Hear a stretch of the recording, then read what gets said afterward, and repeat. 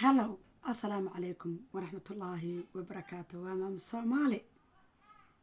Soomaalay waa lagu tashaday maqalay warlay ma lagu waram dhurwaaga iyo Diqsiga iyo waraabaha iyo dawacada iyo habar dugaaga oo dhan iyo qashin iyo qarmoon iyo kenyaata uraya iyo iyo dhurwaaba adoo ku tashanaya ma garat ilaah baan kugu dhaartay nabcad ku fadhidaa dhul nabcad leedahay dhurwaagi الله باي استغفر الله والله ناكتي waxay tiri lugtanay nimba marku qaad bay tiri naagti ninka fariidka qabay doqonku guursaday waxay tiri lugtanay nimba marku qaad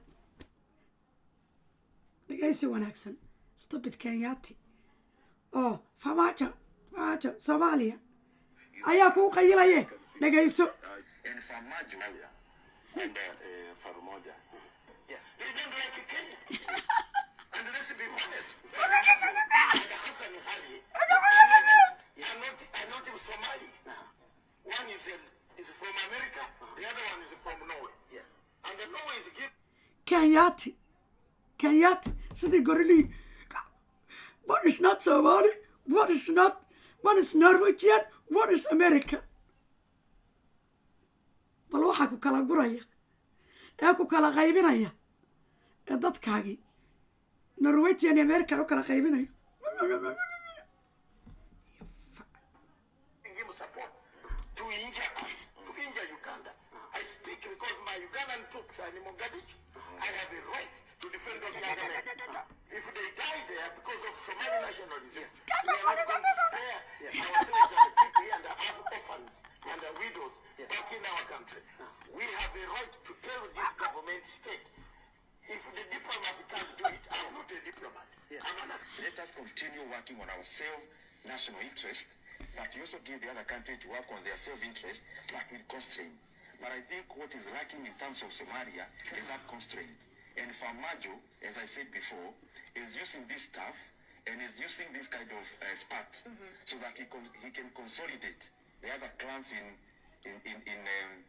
Somalia for his own re-election, for his own personal interest. Right, in a way to build a buffer zone between Kenya using the state of Jubaland and the new government in Somalia under Farmoja has been on a track.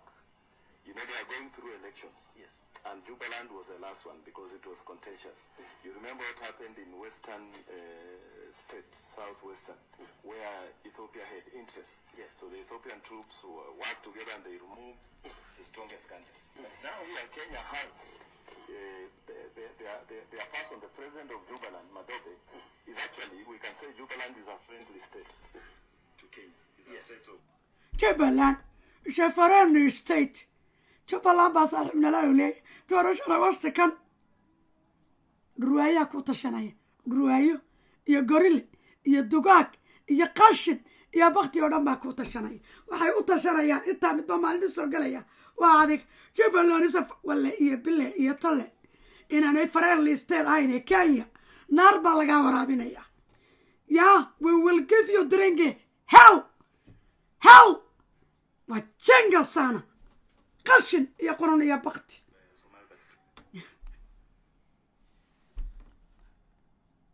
Kenya is our buffer zone. Yes. So what happened is that the federal government, the central government, has decided to exercise its power. You know, the president, and I read the note babal by the government of Kenya. It captures the truth that it is internal politics. The politics of survival because the elections are around the corner. We are having in April the parliamentary, then this end of this year, we should be having a new president because Somalis have never voted in president twice. So he's trying to... I, first of all, sit in the defense committee in parliament. And Farmajo has been spoiling for a confrontation with Kenya. And Kenya has acted in extreme restraint in this matter. First of all, like my colleague did say, there are many things that you must look. What is happening in the region? What's happening in Somalia? Somalia is going for an election. And Farmajo. farmaajo wuxuu raadinayaa dagaal. kenyana arrinkan serious bay ka tahay. waxaa lagu wada hadlayaa ee mid walba usoo fadhiya waa baddaadii iyo gaaskaaga inuu qaato. Lugtaney marba nin ku qaad. naagta ninka wanaagsan qab heerka waxaa ku gaarsiiyey waa kala qaybsanaan iyo qabiil inuu hadba kenyaat kugu shaaheeyo ada isgaarsi. adna waa lagu tashanayaa. waxaa loo tashanayaa waa dhulkaaga. Now seems to be itching for a confrontation, maybe to use it for his own political reasons. If you realize there's been a gang, the former presidents have ganged up against him. It's a very formidable team. The region of Norway that are paying for Somalia. If you look at who's bought the blocks, you will see some people from the West. Then you look at the government, Farmajo's government. Farmajo himself is an American citizen. You've got his prime minister who's Norwegian. Well, has he finished? Until it has finished, he's still an American citizen. And as long as he's Pastor Hino Kenyatia ayaa wuxuu ku leeyahay Farmajo is American citizen. Qayrre is a Swedish citizen. They're Norwegian citizen. What the f? Who are you? Who are you to talk my people? You're a stupid Kenyan. Who are you? Wani nani? To who? Wani nani? To ongea ku my country. Hey. Watu yako anakufa njaa. Anakufa njaa. Saidia watu yako. Nani wachenga sana. Corruption. Lata best. To roll out the mandate of the Americans, then what does it matter? Then the prime minister, where is he from? He's Norwegian. You've got a foreign minister who's British. The entire cabinet is made up of these people who did not fight for Somalia, but they came back to take power, home guards, as Kipchumba would call them. Number two, you have to... The entire cabinet. Lugtaney marba nin ku qaad. ragga Soomaaliyeedu inuu sawaaxili aniga iga hadlo oo dadka iga kala saaro oo Swedish iyo British u kala saaro. wuxuu yiri madaxweynuhu waa Mareykan, ra'iisul wasaaruhu waa Swedish, foreign ministerkuna waa British. wuxuu kala wadaayo kala saaraya waa dadkayga. stupid Kenyaati waaye dadkiisa kamana hadla mara kala saare. maxaa ka quseeya dadkayga? Is it that a country that has nearly 10 times the coastline of Kenya wants the tiny little space comparatively that Kenya has? And that should tell you this is a process where our finger is being put in our noses to see whether we know. Do you know what he says? He says, wuxuu yiri mataqaana coastiga 10 times coastiga Kenya, badda Kenya, bad ka weyn bay haystaan. tiny small yar ayay nooskooda ayay ku dhagan yihiin buu yiri. ma garat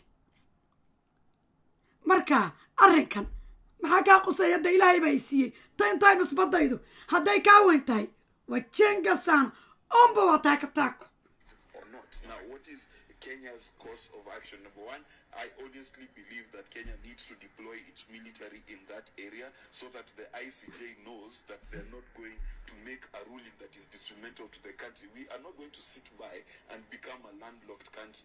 We're not going to sit by and... Did you say what he says? Kubalaharo, isma oga qofku yahay waa Kenyaati. Waligiis aan dagaal iyo colaatoona arkin.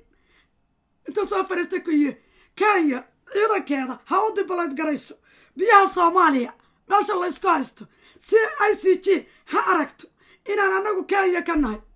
waa jenga sana wana gamba sana kuja hapa haki ya Mungu where you go. Sisi wanatengeleza nyama choma alafu nakukula nzuri sana. We will eat your life. Stupid somewhere. Al-Shabaab ships be as close to the Lamu port that we are about to finish as they want it to be. We're not going to sit by and see that our sovereignty is being touched. And let's not forget. Just don't come to terms with each other, no matter how much they have talked. Because the president of Somalia wants the troops and the military of Kenya to leave Jubaland. And we in Kenya want to leave, but we're not going to leave on his terms, because our citizens here have. Did you see? Did you see? madaxweynaha hadda jooga farmaajo wuxuu rabaa tiyuubka Kenya inay Jubbaland ka baxaan inaan baxno waan rabnaa laakiin waqtiga uu jooga kama baxayno Kenya kwenda sako where Kismaayo Jubbaland ni Somalia hata Garissa ni Somalia mbosan sisi wanajua yu no sisi wanajua wanagomba sana nakimbia kama gomba wajui Somalia The price for the people coming from that place to make life miserable for us here. And this is why our armed forces went in there. So if Mr. Farmajo wants us to leave, he needs to guarantee the security of Somalia and prove to the government of Kenya that he has the security of this country in his hands, and he does not have it. The second thing that who are you to talk security of Somalia? Who are you? You're a stupid Kenyan. None of your business. Your people are dying. Gaja iyo Silik, AIDS, Rafat. They washing the dishes, Somali refugees. You're corrupted. Lata Bessa. You know, we understand you. Why you don't want Somalia to be a peace. Because you're losing money. And now, table is turning. Goes around it, comes around it. It's your turn to go here. Somalia already know how to go here. Somalia way takana. Adab sida local. Kenya, one day, goes around, comes around. Adab, waad gelisid. Somalia. waxaa loo tashanayaa Soomaaliya oo intaas adoon isku badbedelaysa waa in badaada la qaato in Jubbaland, Mr. Madobe, because Mr. Madobe now also cannot become intransigent. He's the relationship between him and Mr. Farmajo now has gone to the dogs, if I could use that word, and that is in the direct interest of the national security of our country, because if the relationship wuxuu yiri ma maqash ma kulahano daarash Axmed Madoobe iyo Farmaajo inay saystaan security-ga Kenya ku jiro taasay dantayada ku jirtaa reer Kenya haddaanay Soomaali madaxdeedu inay iskhilaafsanaato inay ishaysato inay iscunto inay isbaabi'iso taasay ku jirtaa the political relationships in Somalia are being shredded because of the conduct of President Farmajo. That is in our national security interest, because the Shabab are quite happy today to see the Somali armed forces fighting Mandera with the citizens. Farmajo has made this a re-election agenda for him. So he's got an election in 2020, and the reason why he's sticking to his guns is he wants to show his population that he can take on Kenya and win. So the reason he's unwilling to negotiate is not because he doesn't know what the right thing is, but because he's made this a campaign issue, a re-election issue. Right. حكلي فرماتشو election dadkiisa inuu tuso inuu nin adag yahay ayuu rabaa inuu tuso dad waayo Kenya badda inuu siisay u diidan yahay Kenya if you're listening to me you don't know Somalians we are Somalians and we're tough as hell and we're gonna burn you and hadduu farmaajo taga xataa dhulkayga ma qaadanaysid farmaajana dhulka asaga iskale dalkana asaga madaxweyne ka ah xaar iyo kaadina uu kaaga keen ma garad hadduu doqonka iyagu bad kuu saxiixay laguma ogolaanayo shacabka Soomaaliyeedna nin madaxweynaad ka hadlaysaay kaama yeelino cadaab baan ku gelinaynaa And for Kenya to win, we must address that issue. Soomaali waxaa loo tashanayaa loo kala tashanayaa Diqsiga iyo Baranbarooyinka u shirayaan waa adiga daawasho wanaagsan Lugtaney Marba mid ku qaad maantana Somalia Farmaajo Jubbaland what kind of international interest do you have? You're a Baranbaro and Diqsi farfadhiya shut the hell up. Salaamu calaykum. Dhiigga baa Soomaali dhalinyaro dhulka idinka iskale saqiir iyo kabiirna waa u dhimanay.